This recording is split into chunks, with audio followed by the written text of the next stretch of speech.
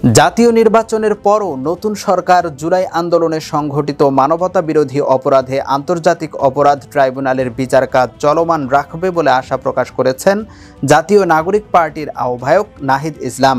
তিনি বলেন, রাজনৈতিক দলগুলো যেন তাদের ইশতেহারে নির্বাচনের পরও জুলাই গণহত্যার বিচার চলমান রাখার কথা উল্লেখ রাখেন।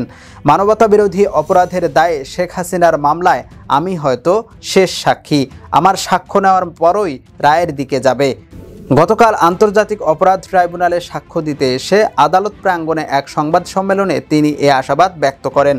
নাহিদ ইসলাম বলেন, শুধু এই একটি মামলায় নয়, এখানে হয়তো আমরা রাজনৈতিকভাবে ন্যায় বিচার পাব, কিন্তু সারা দেশে যেসব গণহত্যা, নির্যাতন, নিপীড়ন, গ্রেপ্তার, গুম, খুন সংঘটিত হয়েছিল সেসব নিয়েও অনেক মামলা রয়েছে।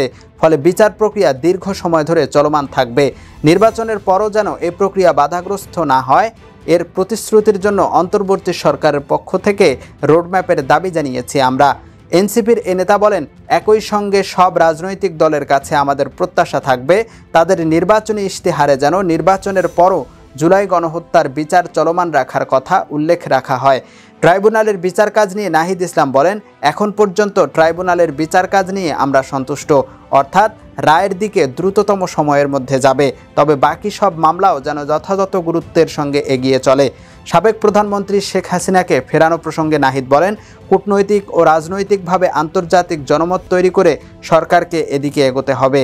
তবে এ মামলার রায় হলে শেখ হাসিনাকে ফিরিয়ে এনে শাস্তি দেওয়ার আর কোনো সুযোগ থাকবে না। ইএফটি ফার্স্টের সাথে ট্রেড করুন যে কোনো জায়গা থেকে, ক্যাম্পাসে ক্লাসের ফাঁকে, ঢাকার জ্যামে বসে কিংবা ঘরে বসে। ট্রেডিং এখন হাতের মুঠোয়, তাই ট্রেড করুন যখন খুশি, যেখানে খুশি।